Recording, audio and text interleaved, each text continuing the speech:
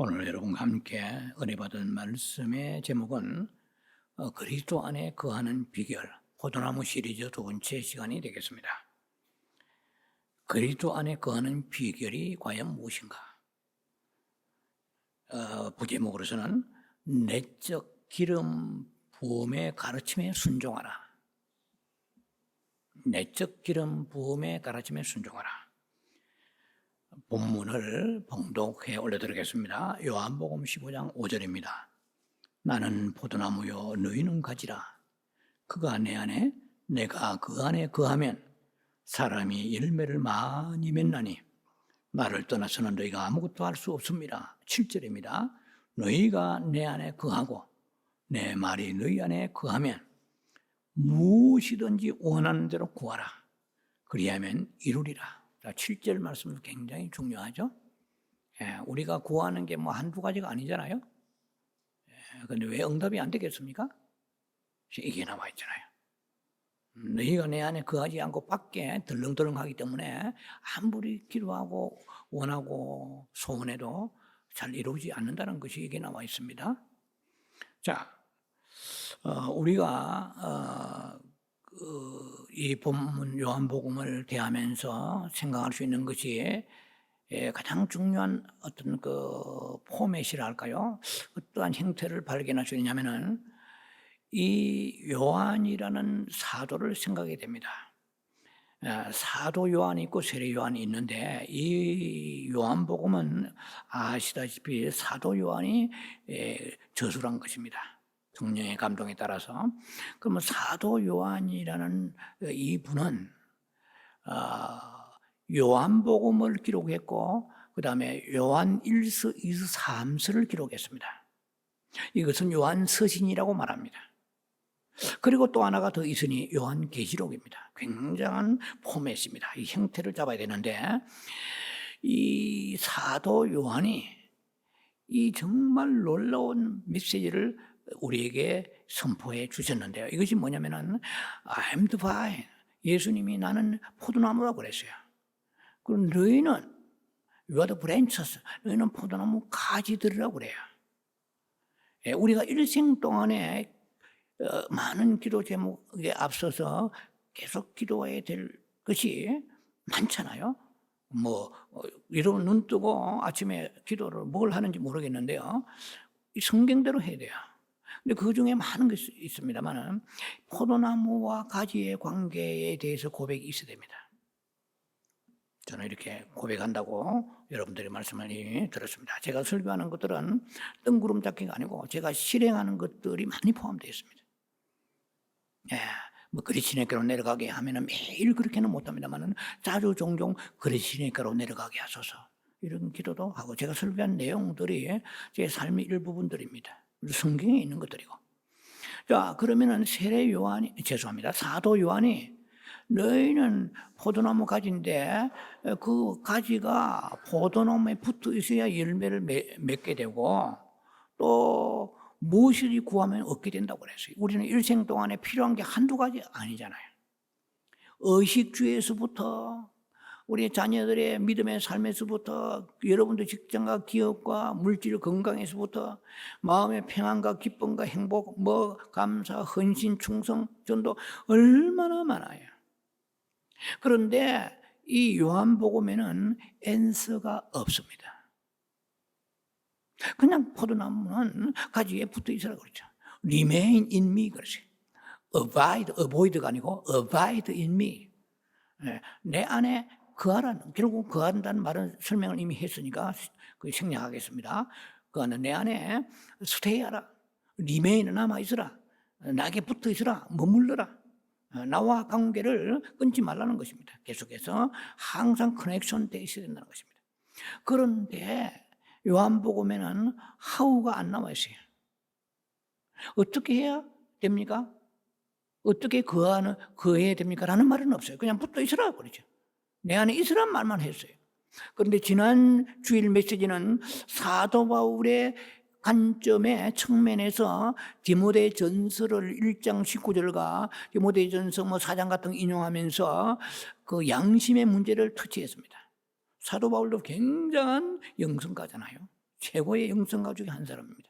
그러나 오늘은 관점을 달리해서 직접 이 글을 쓰게 된 이 기록자인 요한이 어디에서 답을 우리에게 주고 있느냐면 요한 1서, 2서, 3서에 주고 있습니다. 이거 잘 아시고 들어야 됩니다. 그래서 그러면 붙어 있으려면 어떻게 됩니까? 오늘은 요한 1서의 1장, 2장, 3장의 한 구절씩을 가지고 여러분과 함께 은혜 말씀 나눌 것입니다. 그리고 요한계시록 가서는 이제는 하베스트입니다. 요한계시록은 모든 우리의 우주의 생애와 우주의 모든 역사와 개인의 생애가 다 총체적으로 끝나고 심판이 있습니다. 심판과 추수가 있습니다. 요한계시록은 하베스트의 종결을 짓는 것이죠.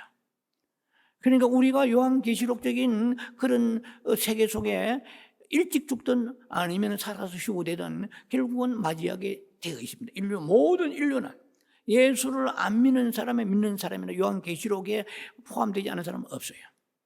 만약에 예수를 안 믿는 사람은 요한계시록에 어디 가서 심판받느냐면 저 천년왕국이 지나고 화이트 드로운 저지먼트, 그러니까 백보자 심판의 계시록 20장에 가서 그때의 1000년 동안의 땅속에 죽어서 음부에 있다가 다시 끄집어내 가지고 하나님의 보좌 뺏어 가지고 불지옥에 집어넣는 거 아시죠? 이 성경의 계시록의 관점입니다. 그리고 믿는 자는 천년왕국에 들어가죠. 1000년 동안. 세상 말로 1000년 동안에 주님과 더불어서 그야말로 기쁨과 환호와 감사와 영광 돌리며 1000년 동안에 살게 되는 것이죠. 자, 그러면 계시록은 추수입니다. 우주의 추수요, 모든 믿는 자나 믿지 않은 자는 추수입니다. 추수라고 해서 다 옳은 곡식이 열리는 건 아니잖아요. 죽정이가 있고 거기에 말라 다 비틀어진 그러한 열매도 있습니다. 우리는 성경을 마주보고 달려야 됩니다. 성경을 껴안고 인생을 달려가야 됩니다. 성경에 있는 말씀을 놓쳐버리면 우리가 믿는다 할지라도 어디에서 어느 심판을 받을지 알 수가 없습니다. 자, 오늘 제가 서두에 이렇게 얘기하는 것은, 그러면 오늘은 주로 첫째 단락과 셋째 단락, 둘째, 셋째 이렇게 세 단락을 나눕니다만은 핵심은 요한 1서의 1장, 2장, 3장에서 어떻게 하면 포도나무인 예수님에게 붙어 있는가에 대한 말씀이 나올 것입니다. 자, 그러면 어떻게 하면 붙어 있을 것인가? 가장 중요한 것은 첫째 단락과 둘째 단락입니다. 셋째 단락은 지난 시간에 했기 때문에 그냥 아주 가볍게 터치하고 결론을 넘어갈 것입니다.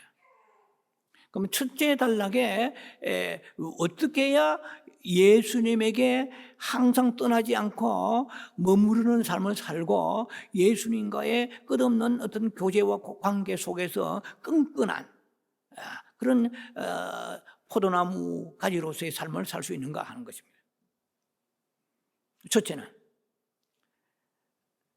감춰진 죄나 불의, injustice, unrighteousness, 불의, 도리가 아닌 이런 것을 불의라 하잖아요. 하나의 진리에서 정의나 진리나 도리에서 벗어난 것을 불의라 합니다. 불의.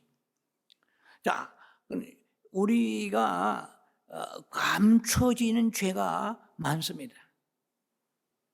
여러분 자신은 그 감춰진 죄를 압니다. 근데 이것도 오래 덮어두면은 잘 떠오르지 않아요. 성령의 빛과 조명 가운데 깊이 골방에 들어가서 금식하면서 기도하든지 참 기도할 때 그 죄가 살아오면서 묻혀버린 죄들이, 감춰지는 죄들이 드러나야 돼요. 빛 앞에. 하나님은 빛이잖아요. 빛 앞에 그 죄가 드러나야 돼요. 감춰진 죄나 불의가 어떻게 해요? 없어야 한다. 그래야 그리스도, 포도나무이신 그리스도와 그 관계가 유지가 된다는 것이죠. 여러분, 제가 몇 번씩 언급한 것입니다만은 굉장히 죄에 대해서 한마디로 규명해 놓은 죄가 있으면 어떻게 되느냐에 대한 것은 이사야 59장 2절에 보면 잘 나와 있습니다. 죄가 너희의 죄악이 your iniquity 되세요. your iniquity, your iniquities. 너희의 죄가 have separate. 예, 너와 너희 하나님을 갈랐다. From you and 너와 너의 you from your God 되세요. 너와 너의 하나님 사이를 separate 갈라놓았다 그랬어요. 이사야 59장 2절에.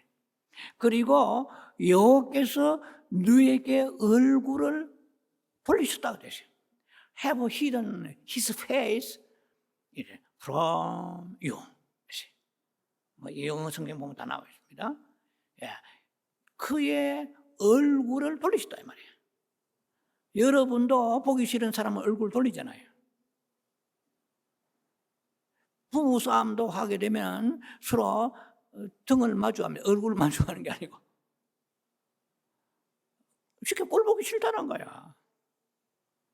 하나님도 너희가 아무리 기도 많이 하고 빡세게 기도하고 방언하고 침튀기고 별의별 기도하고 금식하며 기도하고 온갖 부르짖고 기도한다 할지라도 너희의 죄악이 있어요. your iniquities, 너희의 죄악들이 있어요. 하나님의 사이를 갈라놓았어요. 그리고 여호와께서 얼굴을 돌려버리신 거예요. 내가 듣지 않겠다는 것이잖아요.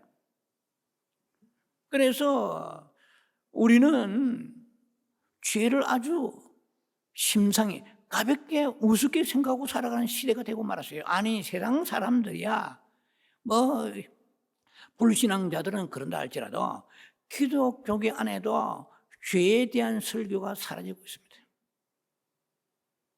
우리의 교회사 속에서 강하게 성령이 역사하시고 부흥이 일어났던 시대들은 전부 다 회개, repentance, 회개하란 말이에요. 지금 회개하라 하면 다 튕겨 나가버려. 성도들이 배가 불러가지고 뭐 교회 이것밖에 없어? 한 주간 내 고생하고 스트레스와 힐링이 필요한데 교회 가니까 막 회개하라는 회개하는 교회도 없지만 혹시 있다 할지라도 그 교회는 문 닫아 될 정도로 사람들이 회개에 둔감해졌고 목회자도 거기에 편성해서 사람들 비위를 맞추기 시작한 시대가 되고 말았어요. 회개에 대해서 강하게 선포하는 교회들이 점점점 줄어들고 있습니다. 그러니까 이 회개가 얼마나 중요한가는 기독교의 생명은 회개에 있습니다. 기독교 하면은 우리가 뭐 사랑의 종교라고 말하기도 하지만은 그거는 완전한 해답이 아니에요. 회개가 없는 사랑은 가짜 사랑입니다. 회개가 없는 기독교는 죽은 기독교예요. 왜 그러냐면은 성경에서 회개를 굉장히 강조하는 것이 예수님이 십자가에 죽으실 때 우리 죄 때문에 죽으셨잖아요. 다른 모든 종교는 죄의 문제를 아주 가볍게 다룹니다. 그냥 공자는 1일 3성이라고 그러죠. 하루에 3번씩 반성해라는 거죠. 누구에게도 없어요. 자기가 자기를 스스로 깨닫고 도덕적으로 살라는 것입니다. 그것만 해도 대단하죠. 이 세상에 불신자들의 삶에서 반성만 해도. 우리는 그게 아니에요. 우리는 하나님을 향하여 죄를 회개해야 됩니다. 로마서 6장 23절에 죄의 삭선, 결과물은 이 말이죠. 사망이라고 그랬어요.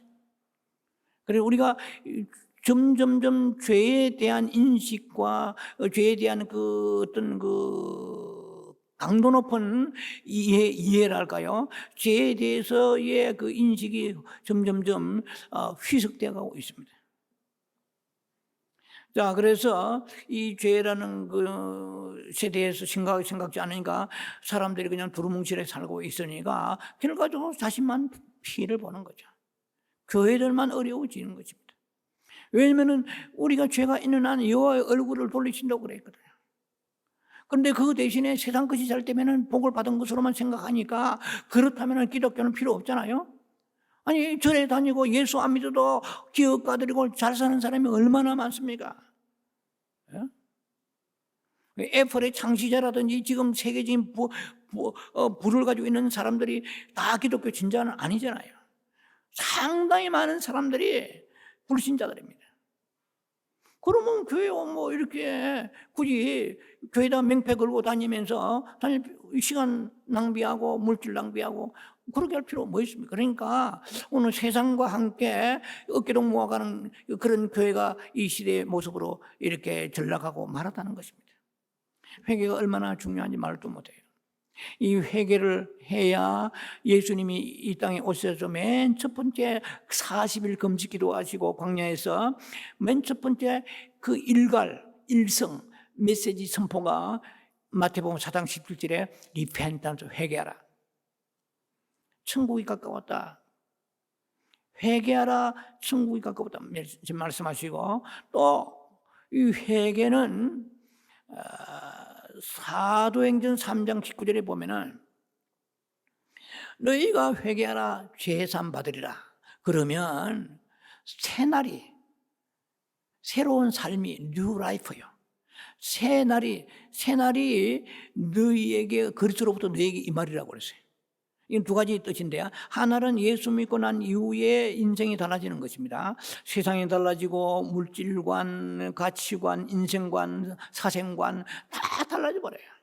자, 이건 놀라운 것입니다. 예. 그래서 너희에게 이런 새로운 날이 저와 여러분들은 지금 새로운 날을 맞이했습니다.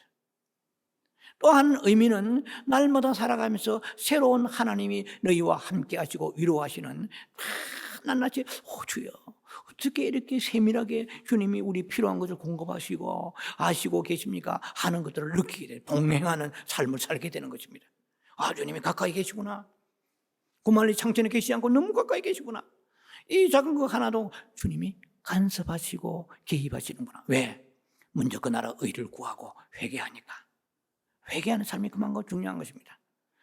그래서 사도행전 3장 19절을 여러분 참고하시고요. 또 사도행전 11장 18절에 보면은 생명 얻는 회개라고 그랬어요. 이 생명 뭡니까? 예수님의 생명이죠. 예수님의 그 생명은 굉장히 엄청난 파워풀한 생명입니다. 왜냐하면 절망할 수밖에 없을 때에 절망하지 않는 거야. 암이 와도 절망하지 않는 거야. 처음에는 당황할지 모르지만 시간이 지날수록 성령께서 생명의 역사, 예수는 죽지 않은 생명과 영원히 사는 생명, 창조주의 생명 가지고 있잖아요. 도대체 미워서 꼴도 보기 싫은데도 불구하고 기도함으로 불쌍히 여기는 마음을 주시는 거예요. 그러니까 이것이 하나님의 생명이 있기 때문에 가능한 거예요. 평안할 수 없어요. 도대체 삶을 보면은. 그런데도 남이 볼 때는 참 팔자가 좋아 보이네. 아무 근심 걱정 없어 보이네. 근심 걱정이 수백 가지 뻐글뻐글 하지만은 생명이 내 안에 있기 때문에 염려하지 마라. 그건 네한테 그런 고난이 와야 되고 이 고난은 때가 되면 해결될 것이고 너에게 가장 중요한 것은 영원한 아버지의 나라가 네 앞에 도래할 것이다. 소망을 가져 땅에 있는 썩어버릴 이 세상을 바라보지 말라. 내가 너와 함께함이라. I am with you. I am your God. 얼마나 그러니까 이런 생명이 있어야 돼요. 할렐루야. 이 세상 사람들은 뭔가 가져야 행복합니다. 아무 일이 없어야 행복하여야. 믿는 자는 요업과 같은 고난이 오는 거예요. 베드로와 같은 고난이 오는 거예요. 바울 같은 고난이 오는 거예요. 성경에서 위대한 그러한 제자들과 사도들이 삶이 뭐가 호텔에 살다시피 살고 아무 걱정 없고 모든 것이 잘 돼가지고 이렇게 믿음 지킨 게 아니에요. 수많은 하나님의 사람들 가운데 사랑하는 가족들과 이별하며 순교의 제물이 된 사람도 많습니다. 예수를 잘 믿으면 남편이 오래 살아야 될 거 아니에요? 아니에요. 애가 주님이 데려가시는 것입니다. 왜? 천국이 이 세상보다 비교도 할 수 없는 천국이 있기 때문인 거예요. 우리는 천국을 막연하게 생각하지만 천국에 갔다 온 사람들의 간증책 보면 한결같이 세상에 돌아가고 싶지 않아요.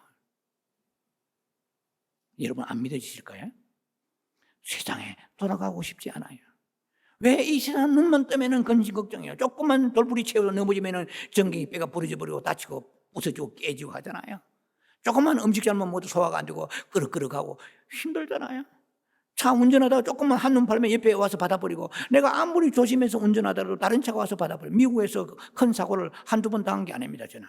만약 헬리콥터가 등주로 이런, 그럴 때도 막 망언하고 기도하고 갔는데도 다른 차가 중간에 끼어 들어가가지고 차가 막 일본말로 써서 죄송합니다만 사카다치라는데 그냥 고속도로 이렇게 장애물 있는 넘어서 하행하다가 상행선 안쪽으로 그래 어려움을 당했습니다.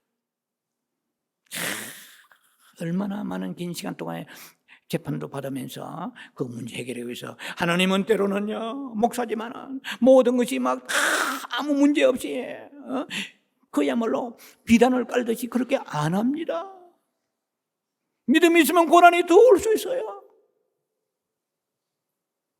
그래서 더 깨어서 기도하게 하시고 하나님만 바라보게 하시는 거예요. 여러분들은 문제만 해결되면 기도 많이 할 것 같습니까? 그렇지 않아요. 아무 이렇고 발뻗고 잘 같으면요 기도는 망가져 버립니다. 기도 생활은 무너져 버립니다. 그래서 기도해야 돼요. 늘. 무엇을 기도합니까? 아버지, 어떤 제 삶에 걱정, 근심이 없더라도 더 많이 기도하겠습니다. 더 많이 주에 붙어 있겠습니다. 주 안에 거하겠습니다. 주여, 이게 중요한 거거든요. 자, 그래서 우리가 죄의 문제를 지금 얘기하다 말았습니다만은 생명에 대한 얘기요. 예, 그래서 사도행전 고린도후서의 7장 17절 보면은 구원에 이르는 회개라 그랬어요. 예, 반성해 가지고 천국 못 가요. 회개해야 돼요. 예, 이 회개라는 것이 그리스도의 이름으로 하나님 앞에 죄를 고백하는 것입니다. 원죄와 지난날 지어왔던 원죄는 처음 예수 믿을 때 고백하면 한 번이면 되고요. 그리고 그 이후부터 계속 살아가면서 짓는 게 죄거든요. 그래서 이 회개가 없으면은 구원도 안 될 뿐만 아니라 구원됐다 할지라도 계속해서 회개하지 않는 삶을 살게 되면은 자칫하면 사망에 이르는 죄가 요한일서 5장 16절 사망에 이르는 죄는 너희가 기도도 하지 말라고 그랬어요. 옆에서 기도도 해주지 말라고 그랬어요. 무서운 거거든요. 여러분들 정신 반짝 차려야 됩니다. 죄를 물 마시놓고 대강 얼렁뚱땅이라고 그러죠. 지나가 버리고 하면은 하나님이 얼굴을 돌리십니다. 하나님 얼굴을 돌리시면은 당장 직장에 여러분들이 파업이 되고 레이오프 되고 그다음에 나가서 다리뼈가 부러졌고 동상을 나고 이렇지 않습니다. 예수 안 믿어도 세상에서 다리뼈 다 부러집니까? 예수 안 믿는 사람 다 안 걸립니까? 아니에요. 하나님이 우리 함께하지 않기 때문에 내가 가져도 참된 행복과 감사와 기쁨과 평안이 없습니다. 이건 무서운 거야. 가졌다고 되는 게 아니에요. 작으나 많으나 중요한 것은 하나님이 나와 함께 계시기 때문에 주의 성령이 나를 만져주시고 내 마음속에 확신과 평안이 넘치는 삶을 살아야 되는 것입니다. 자, 그래서 요한 1서에는 지금 그 정도 얘기합니다. 이 죄에 대한 얘기입니다. 자, 요한 1장에는 우리 죄나 불의함이 있으면 이것이 드러나야 된다고 말합니다. 예, 죄나 불의함이 있으면 감추면 안 된다는 거예요. 우리 제일 중요한 것은 그러면 이 지금 죄의 문제 가지고 설교에도 이런 시리즈로 나가야 될 그런 방대한 것입니다만은 이 죄의 문제가 해결이 안 되고 그냥 대강대강 넘어가서는 안 된다는 것입니다. 예. 우리는 그러면 첫째로 나는 그 죄를 짓고 산다는 것을 인정해야 됩니다. 그리고 죄를 발견해야 돼요. 신해야 됩니다. 우리는 그런 그게 없잖아요. 여러분들 기도할 때 단계가 여러 가지 있습니다만 가장 중요한 것은 첫 번째, 세 번째 그레이드 3 단계가 있는데 뭐냐입니까? 창감자예요. 찬양과 감사와 자복이 있어요.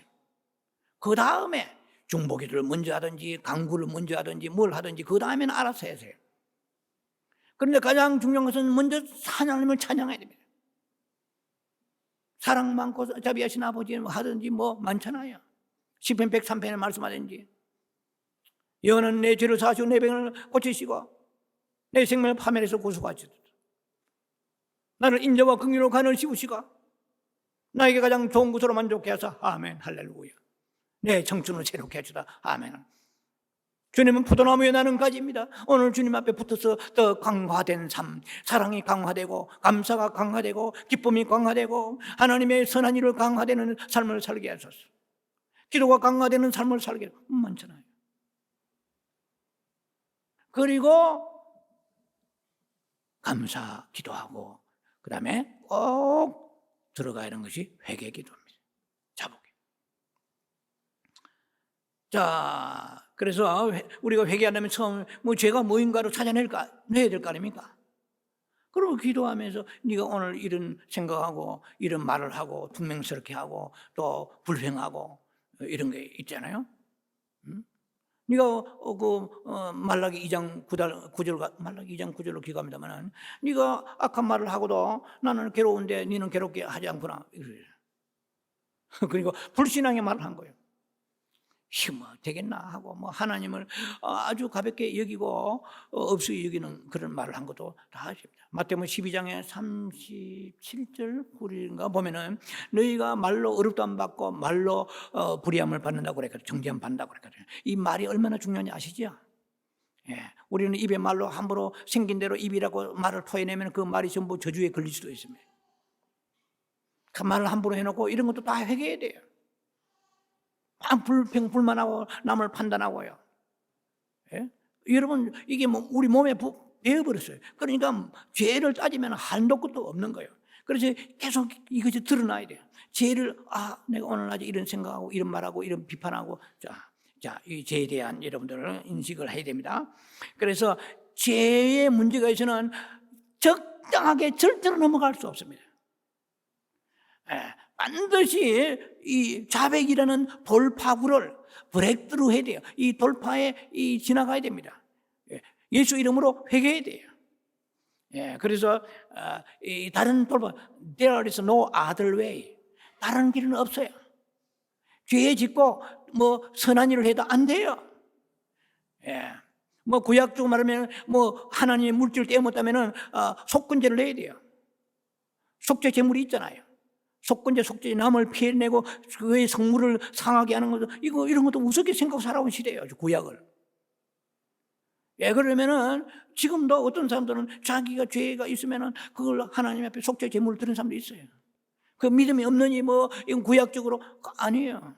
그 나름대로 하나님 앞에 믿음을 가지고 그런 행위를 한다는 것은 그만큼 죄에 대해서 심각하게 시어리스하게 생각한다는 것입니다. 요한일서 1장 8절은 말합니다. 만일 우리가 죄가 없다고 말하면 스스로 속이고 그랬어요. 진리가 우리 속에 있지 아니할 것이고 진리는 설교를 듣도 은혜가 안 되는 거예요. 목사가 설교를 준비를 많이 하지 않고 기도가 부족하기 때문에 은혜가 안 될 수도 있습니다.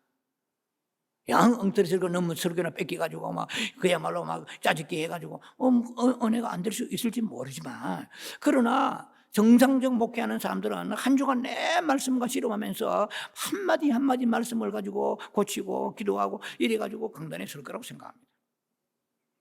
그런데도 불구하고 은혜는 어떤 사람 받는데 지는 못 받아놓고 비판하고 있다고 우선 한번 생각해보죠. 내가 하나님 앞에 무슨 진리가 내 속에 들어오지 않는데 내가 하나님께 붙어있지 않냐고 죄의 문제가 해결 한 주간 계속 남을 씹어놓고 그냥 가서 우르르 와서 몰려서 은혜 안 되는 거야. 교회 올 때는 특히 회개해야 됩니다. 뭐 물론 매일 회개해야 되겠지만은 진리가 우리 속에 예수님이 우리 속에 계셔야 돼요.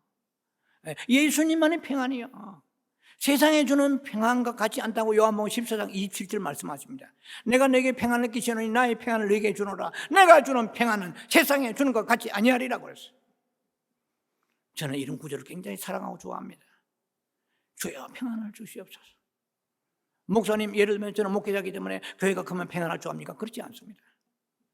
교회가 그도요 목사님을 들이받는 성도들이 많으면 목사님은요 차라리 영막 개척교회 몇 명이나 모였으면 좋겠다는 사람도 있습니다. 우리 삶은요 육신의 것이 중요한 것이 아니고 하나님의 평안이 중요한 것입니다. 죄가 있으면 예수님 내 안에 계시지 않고 설교도 말씀을 읽어도 들어오지도 않아요. 뭐 빛이 조명해 주시고 뭐 해 빛을 주셔야 내 마음속에 기쁨과 소망이 오고 말씀을 붙잡고 말씀을 고백하며 히브리 4장 14절 이 말씀을 고백하면서 선포하면서 소망을 가지고 이것도 다 은혜인 거예요. 여러분요 좋은 그냥 해운대 암소갈비 먹어서 내 속에 배가 부르고요 최고 좋은 식사를 했다고 해서 그게 행복한 게 아니에요. 그건 배 꺼져버려.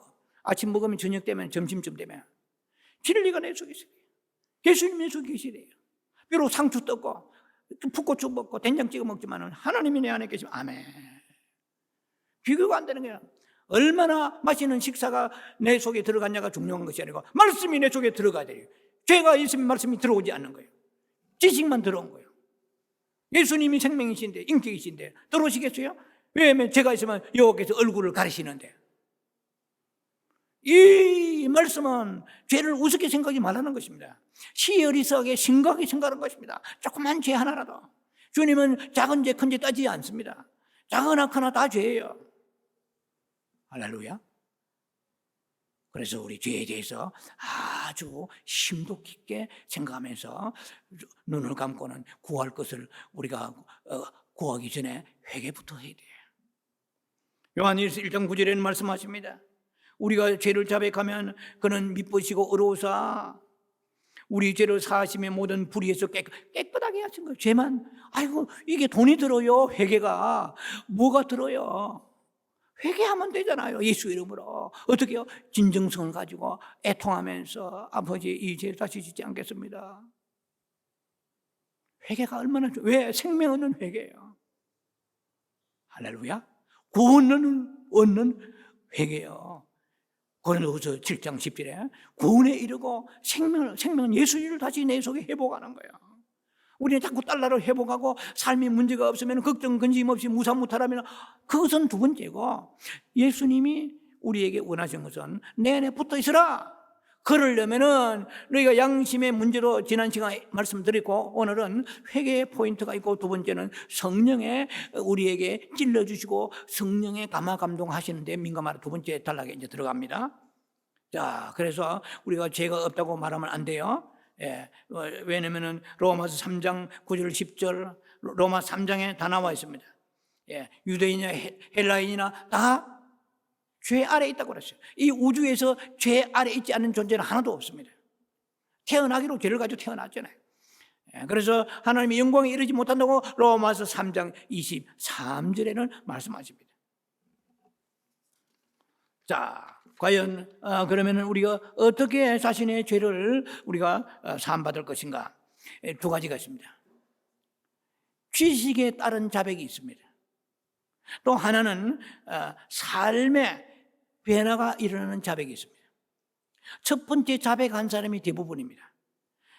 그냥 죄가 있다고 생각이 드니까 건성건성해가지고 죄를 회개한다고 다 되는 게 아니에요. 회개는 열매가 있어야 되는 거죠. 회개에 합당한 열매를 맺으라고 그랬거든요. 프루트가 있어요. 결과가 있어야 돼요. 삶이 돌이켜야 돼요. 담배 피우던 사람이 술 마시는 사람이 담배 안 피우고 있습니다. 주여 술 안 마시면 해놓고 다음날에 술도 고주망태 마시고 이거는 아니잖아요. 남을 쉽지 않게 해서 판단하지 않게 해서 또 이건 안 되잖아요. 회개가 아니잖아요.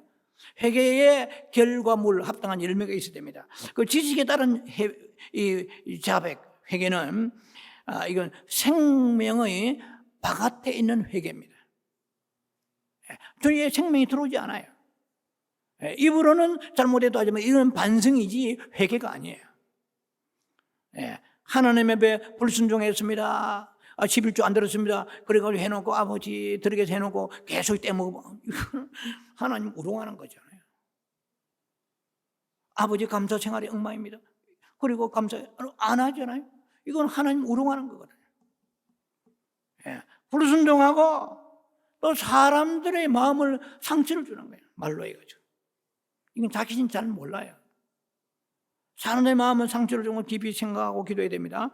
그래서 용서를 구합니다. 그런데 이 사람이 이 소위 말하면은 지식에 따른 이론적인 이런 자백의 회개의 특징은 양심으로 깊이 절감하면서 통감하면서 가슴 아파하고 그 죄에 대해서 정말로 후회하는 느낌을 가지고 눈물을 흘리면 더 좋죠. 뭐 악의 눈물이 아니고 정말 눈물을 흘리면 눈물이 안 흐를 때도 있지만은 눈물을 흘리면 더 좋습니다. 눈물이 없으면 눈물을 달라고 기도해야 되겠죠. 그리고 우리 진실로 우리의 마음이 애통하고 하면은 눈물이 나잖아요. 부모님이 돌아가셨다든지. 그리고 우리가 그 진실이잖아요. 현실이잖아요. 실제잖아요. 그런 걸 당하면은 우리가 탁 충격을 받잖아요. 그러니까 죄에 대해서 그 눈물 흘리는까지 단계에 가면은 이상적이라고 저는 생각합니다. 반드시 눈물을 흘려야 된다고까지 제가 못 박을 수는 없지만은 그러면 더 이상적이죠. 자, 그런 과정도 없이 그냥 회개했다. 이것은 빛으로 드러나지 않는 그런 회개이기 때문에 우리 삶의 변화가 없습니다. 두 번째, 삶의 변화가 나타나는 이 회개가 삶의 변화가 생활의 변화가 일어나는 회개, 체인지 오브 라이프죠. 예, 이 인격적인 삶의 변화가 있는 거야. 그러니까 이 사람이 막 욕을 남한테 입만 벌리면 욕하던 사람이 어느 때부터인가 남을 짚지 않아요. 이 사람이 변화된 거야. 이 삶으로 변화된 것을 나타내야 되는 것입니다. 이런 사람들은 회개할 때에 정말 눈물구멍을 흘리죠. 그리고 진실로 주님 앞에 죄를 가슴 아파합니다. 뭐 제가 자주 쓰는 단계는 예수 단계입니다. 제가 뭐 아주 오래 책을 전에 읽었기 때문에 정확하지는 않을 거예요. 리차드 백스터의 회개했는가라는 책에서 본 것 같은데 정확하지는 않습니다. 이건 솔직히 얘기해서. 근데 제가 기억하는 것은 회개 6단계예요. 회개에 보면은 뭐 마틴 로이드 존스의 5단계, 그 다음에 뭐 8단계, 뭐 5단계 많아요. 그래서 저는 6단계를 좋아합니다. 외우기도 쉬워요. 발설고 보미돌. 죄를 발견하는 거야. 죄를 발견해야 회개한 거 아닙니까? 죄를 발견하고 죄를 발설고 그다음에 슬퍼하는 거야. 이런 단계를 거치면 회개가 터져 나옵니다. 한번 해보세요. 발견하고 아버지 내가 이런 죄를 가지고 참 슬퍼합니다. 벌써 이제부터 성령이 일하시는 거야. 죄를 발견하고 죄를 슬퍼하고 그다음에 발설고 고백하는 거야. 컴패션. 발설고 고백하고 부미돌 부끄러워하는 거야. 아버지 목사가, 아버지 집사 권사가, 성도가 아버지 아니며 부끄럽습니다. 참으로 부끄러워하지 않게 또 죄를 짓는 거야. 발설고 부끄러워하고 미워하고 해. 죄를 사랑하니까 죄를 짓는 거예요. 죄를 사랑해. 죄를 즐기는 거예요. 발설고 부미돌 미워하고 돌아서라. 마지막 결론이 돌아서야 돼요. 한번 외우면 영원히 갈 거야. 발설고 부미돌. 꼭 이렇게 하는 것만 아닙니다. 제가 해보니까 이거는 상당히 효과적입니다. 발설고 부미돌. 이런 단계를 거쳐야지. 아버지 하나님이 대강 찍어받아가지고 대강 이거 안 돼요. 죄를 가지고 다 발설고 오늘 설교 들으니까 죄를 발견하고 예 발견했습니다. 슬퍼하느냐? 예 슬퍼합니다. 이 말씀은 죄 회개하는 방법이 무수히 많겠지만 제가 쓰는 방법 중에 하나입니다. 슬퍼하는 거야. 아버지 슬퍼하는 거야. 그때부터 성령이 일하시는 거야. 사랑하는 아들아 네가 정말 슬퍼하느냐? 내가 기다렸다. 네가 슬퍼하기를 기다렸다. 자, 고백하면 아버지 이러이러한 죄들을 용서해 주시옵소서. 십자가의 피로 통말시켜 주옵소서. 할렐루야. 발설고 부미돌. 뭐 또 유명한 책이 있습니다. 그분이 찰스 피니의 뭐 혹시 시간이 되면은 구원에 이르는 회개라는 책이 있습니다. 찰스 피니의 구원에 이르는 회개. 자, 그래서 참된 회개와 자백은 우리의 양심뿐만 아니라 존재의 가장 깊은 곳에서 성령이 타치하십니다. 그래야 우리가 변화되는 거야. 우리가 변화되지 않는 것은 참된 회개가 안 됐기 때문에 안 되는 거야. 뭐 그까지 얼마든지 입으로는 회개할 수 있습니다. 참된 회개가 안 됐기 때문에 성품이, 우리 삶이 안 바뀌는 거예요. 참된 회개하시기 바랍니다.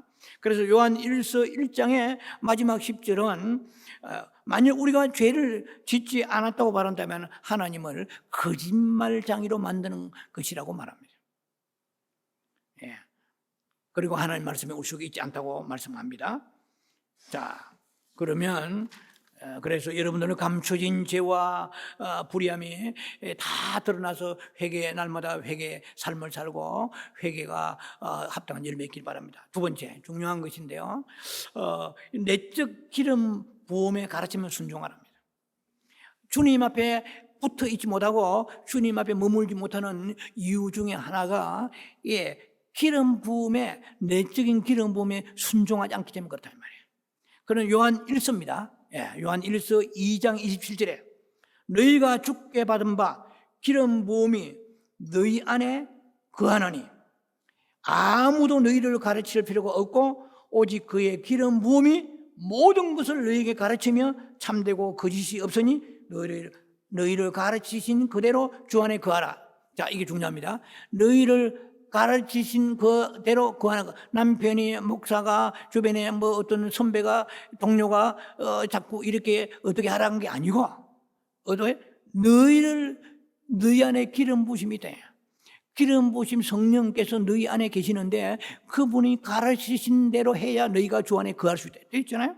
너희를 가르치신 그대로 주 안에 거하라고. 이게 굉장히 중요한 얘기입니다.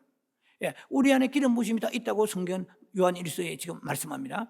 근데 그 기름 부으심이 우리 속에 있는 것은 우리를 천국에 데려가시기 위해서, 영원히 떠나지 않기 위해서 요한복음 14장 16절인가 보면은 우리 안에 내주하시는 기름 부으심이 있습니다. 성령이 계십니다. 또 하나는 우리를 진리 가운데 인도하시고 바르게 인도하고 가르치시는 것입니다. 성령이 내 안에서 교사가 돼서 가르치십니다. 그래서 자꾸 다른 사람한테 돌아다니면서 뭘 이렇게 자문할 필요가 없고 깊이 기도하면서 성령께서 물어봐라 말이에요. 그러면 성령이 우리 안에서 말씀하시는 것입니다. 성령이 우리 안에 말씀하시는데 우리 안에서 어느 길로 가라, 무슨 말을 해야 될지. 여러분은 그렇게 느낀지 모르겠는데 저는요 자주 느낍니다. 내가 무슨 말을 딱 하려고 하는데 내 안에서 그 말을 하지 마라. 아마 여러분들이 그걸 느낄 거예요 아마. 그리고 성령께서 우리 안에 뭐를 지시하고 간섭하십니다. 더욱더 여러분이 성령과 깊이 접촉하면 할수록 여러분 주님 앞에 감동을 우리에게 주십니다. 뭐 예를 들면 물건 하나 산다고 해도 이건 사치 아니냐? 예를 들면 뭐든지 우리 안에서 어디로 가야 할지, 무슨 말을 해야 될지, 무슨 선택할지, 이것은 성령이 우리가 구원만 하시려고 성령이 오신 것이 아니고 삶 속에 함께 그 부정적이고 세속적이고 제약된 가운데 있기를 원하지 않기 때문에 성령이 우리 안에서 간섭하시는데 이거는 세미하게 간섭하십니다. 두루뭉실하게 그냥 그건 안 돼요. 그만큼 우리가 면밀하고 주도 면밀하게 성령의 어떤 음성을 귀를 기울이는 자세가 있어야 이게 오는 것이지, 성령의 역사심을 무시하고 대강 사는 사람은 이게 음성이 오지 않습니다. 성령의 감화 감동 내주 역사하신다 말 자주 쓰잖아요. 성령이 우리 안에서 어떤 감동을 주십니다. 이건 잘 될 거야. 지금 상황은 이렇지만 아멘, 아멘 아멘 하는 거예요. 남이 올 때는 뭐 하는 줄 알아도 아멘 아멘 하는 거예요. 성령의 음성이 임하는 것이거든요. 그러면 순종해야 되는 거죠. 순종하지 않고 성령의 감화 감동 주는데 아이고 뭐 형편이 그러니까 천만에, 그러면 주님은 거하지 못합니다. 굉장히 중요한 메시지입니다.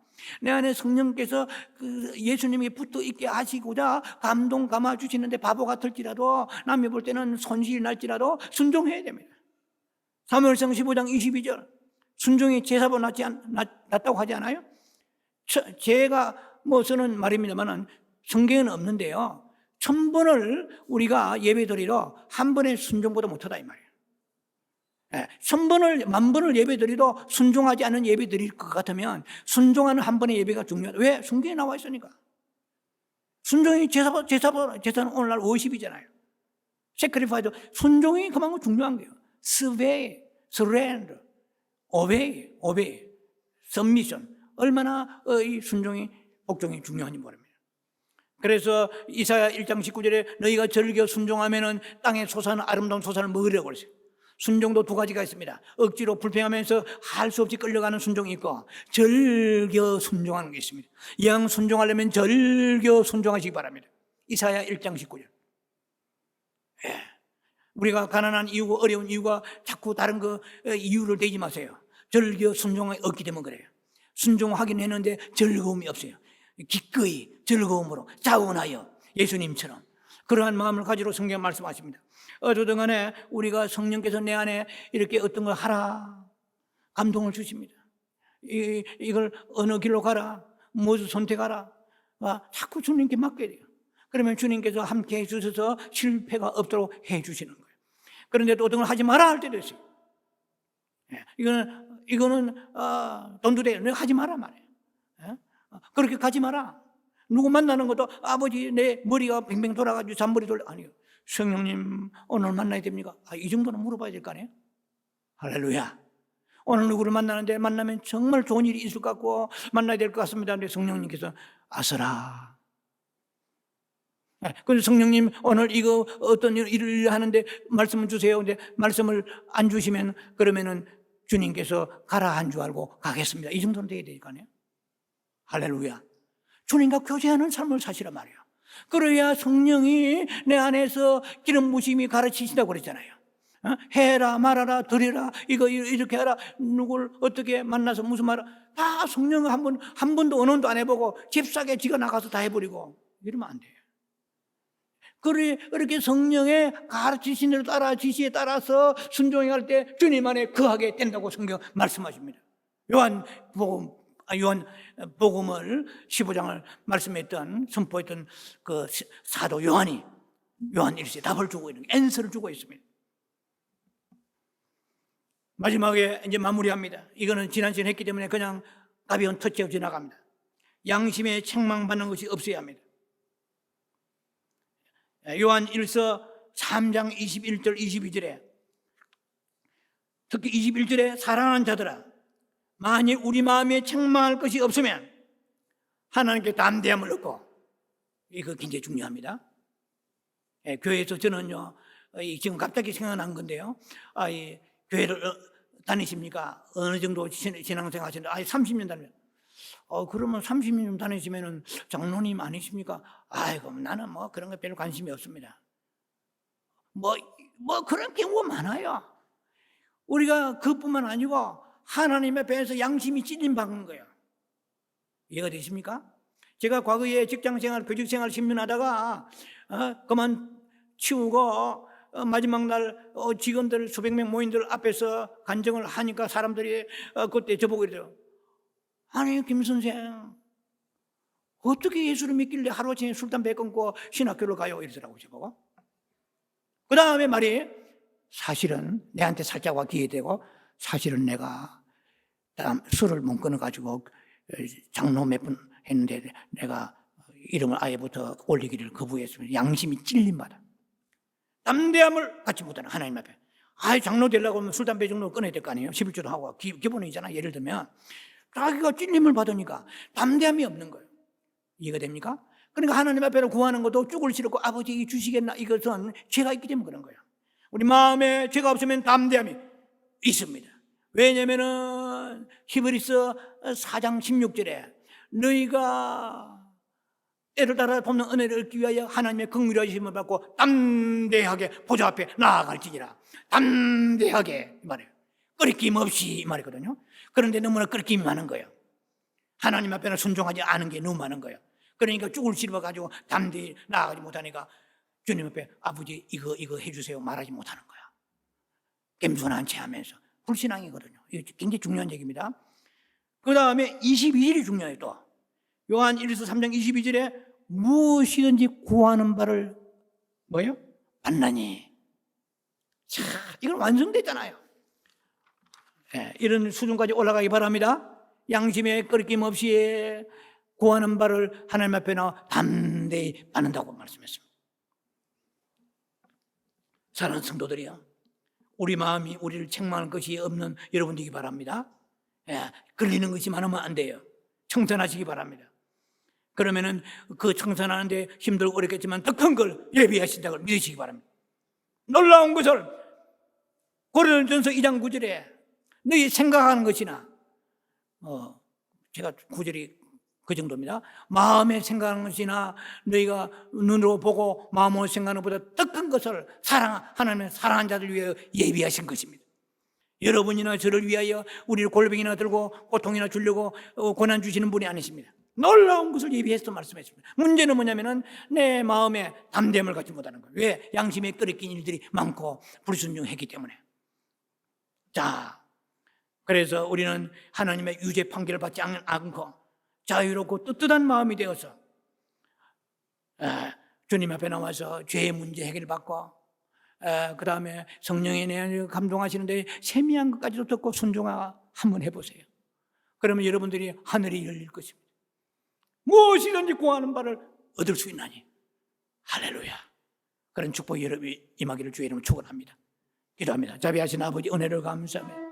주님 안에 거하는 비결은 죄를 회개하는 것이고 그리고 성령의 감화 감동대로 순종하는 것입니다. 양심에 끓임이 없는 저희들을 되게 하여 주시사 주의 앞에서 구하는 것을 다 받을 수 있는 축복을 허락하여 주시옵소서. 예수님 이름으로 감사 축복 기도합니다. 아멘.